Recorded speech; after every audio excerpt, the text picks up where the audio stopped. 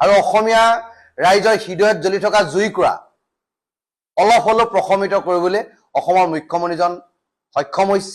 সেইকাৰণে অসমৰ মাননীয় মুখ্যমন্ত্ৰী হিমন্ত বিশ্ব শৰ্মা ডাঙৰীয়াক আমি ধন্যবাদ দিব বিচাৰিছো যে আপুনি এটা জাতীয় দায়িত্ব পালন কৰি জুবিন গাৰ্গৰ ন্যায়ৰ ক্ষেত্ৰত আপুনি এখোজ আগবাঢ়িছে। কিন্তু আমি জুবিন গাৰ্গৰ এই বিষয়টোৰ ওপৰত আমি অতি তীক্ষ্ণ দৃষ্টি ৰাখিম যে কোনোবা ক্ষণত চৰকাৰী অতিথি হৈ তেখেতে কম দিনৰ ভিতৰতে যাতে জেল হাজতৰ পৰা ওলাব নোৱাৰে আৰু কোনো কাৰণত যাতে তেখেতক ৰাজআতিথ্য প্ৰদান নকৰে, সেই ক্ষেত্ৰত আমি অসমীয়া ৰাইজে চকু ৰাখিম।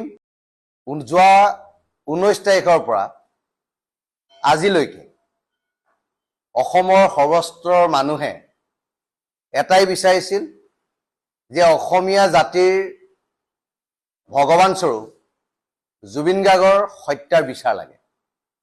আৰু সেই উদ্দেশ্যে আমি সকলোৱে শ্যামকানু মহন্ত, সিদ্ধাৰ্থ শৰ্মাকে প্ৰমুখ কৰি সকলোকে এৰেষ্ট কৰি জেল হাজতলৈ প্ৰেৰণ কৰাত আমি বিচাৰিছিলোঁ।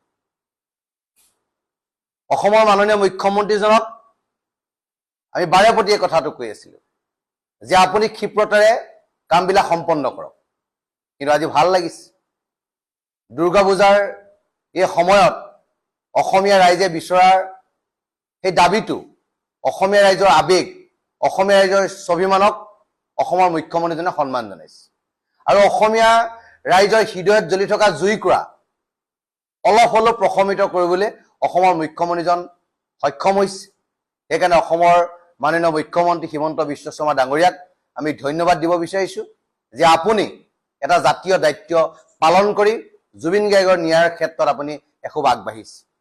কিন্তু আমি জুবিন গাৰ্গৰ এই বিষয়টোৰ ওপৰত আমি অতি তীক্ষ্ণ দৃষ্টি ৰাখিম যে কোনোবা ক্ষণত চৰকাৰী অতিথি হৈ তেখেতে কম দিনৰ ভিতৰতে যাতে জেল হাজতৰ পৰা ওলাব নোৱাৰে আৰু কোনো কাৰণত যাতে তেখেতক ৰাজআতিথ্য প্ৰদান নকৰে, সেই ক্ষেত্ৰত আমি অসমীয়া ৰাইজে চকু ৰাখিম।